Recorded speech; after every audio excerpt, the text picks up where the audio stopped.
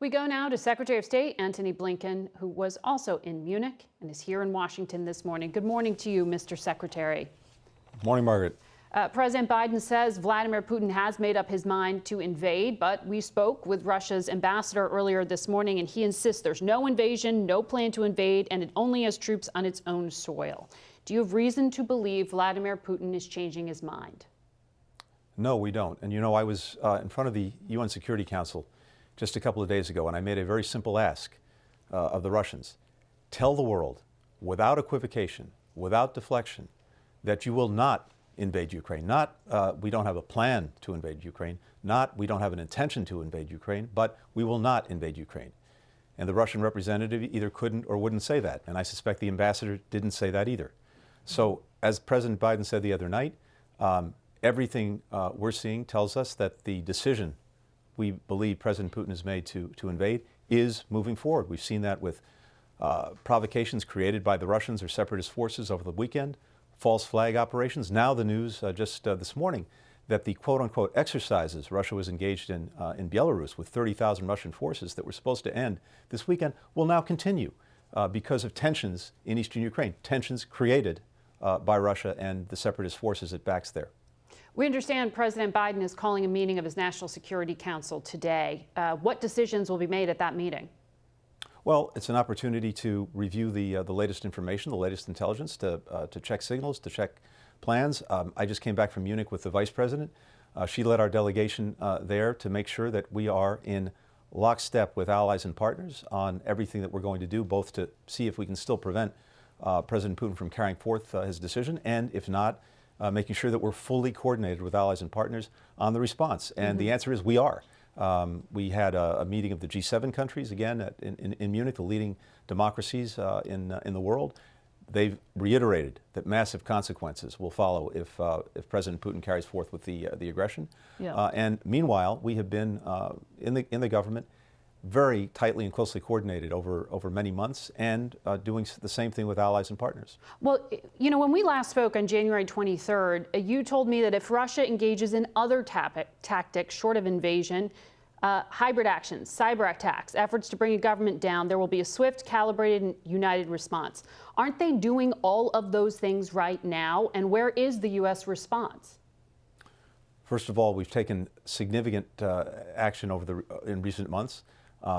Supplying Ukraine with more defensive, lethal defensive assistance. But those cyber attacks were just attributed by the White House on Friday.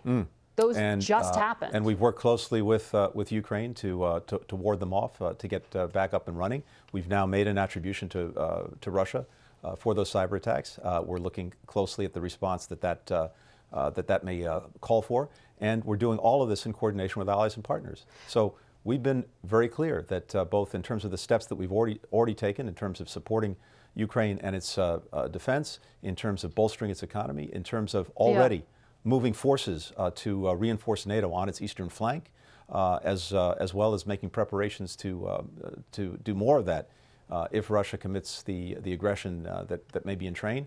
All of that has been part of our plan, and we're carrying it forward. You said that you will meet with Russia's top diplomat, but only if Russia does not invade. And, that's right. But it seems contradictory, because what you were saying is that's tanks and that's planes. But does that mean Russia has carte blanche to continue cyber attacks, to continue funding separatists in the East? If they keep tensions at this low boil, is that acceptable to you? Will you still sit down and negotiate? It's not, well, two things. There are two separate things there. First of all, it's not acceptable, and it's one of the things that we've talked about in some detail with allies and partners this weekend. That is a scenario by which Russia just keeps things at a low or medium boil, and there will be a response to that too.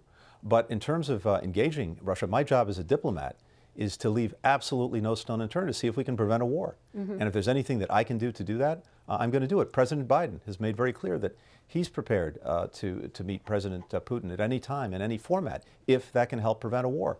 And as long as, even if the die is cast, until it's settled, until we know that the tanks are rolling, the planes are flying, and the aggression has fully begun, we're going to do everything we can to prevent it. But we're prepared either way, and we're prepared with a response that will have massive consequences for Russia if it actually carries this through.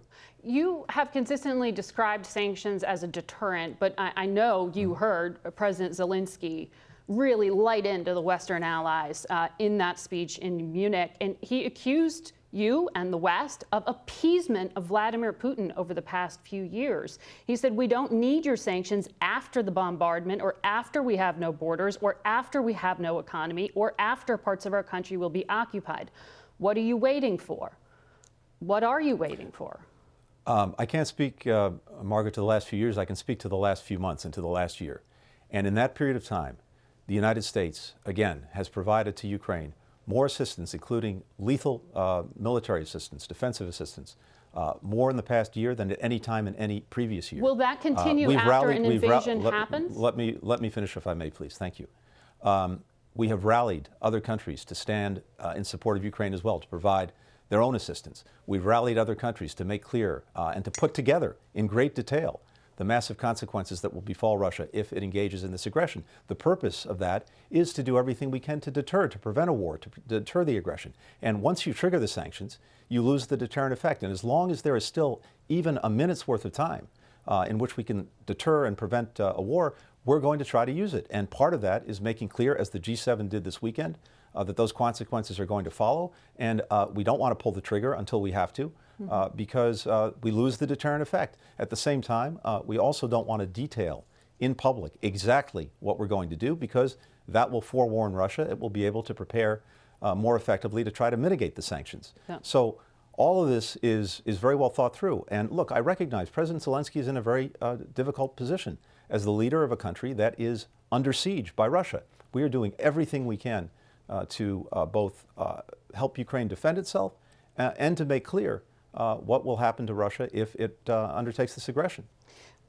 When I spoke with the Russian ambassador, he referred to Crimea, that part of southern Ukraine that was annexed by Russia in 2014, as part of the Russian Federation. Will the U.S. In any way consider recognizing that, ceding that territory or any territories in the east of Ukraine as a diplomatic way out to avoid a larger war? No. No, hard stop. That is not up for negotiation. That's correct.